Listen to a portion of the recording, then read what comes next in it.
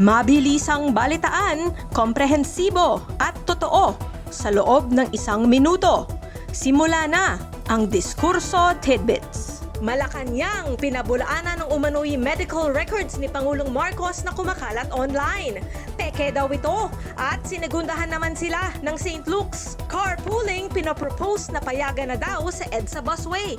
Pag nagkataon, kung hindi bababa sa 10 ang laman ng iyong sasakyan, pwede ka na dumaan dito. Paano naman kaya ito mababantayan ng mga otoridad?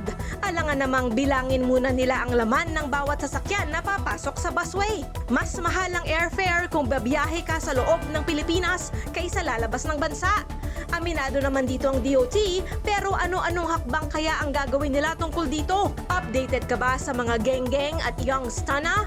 Itinaboy kamakailan ng isang grupo ng mga kabataang ito mula sa BGC. Tunog elitista ba o sadyang pasaway lang talaga sila? Balitang mabilis, komprehensibo at totoo. Yan ang Diskurso Tidbits. Basahin ang tungkol sa lahat ng yan at sa marami pang ibang nakatutuwa at makabuluhang balita sa diskurso.ph.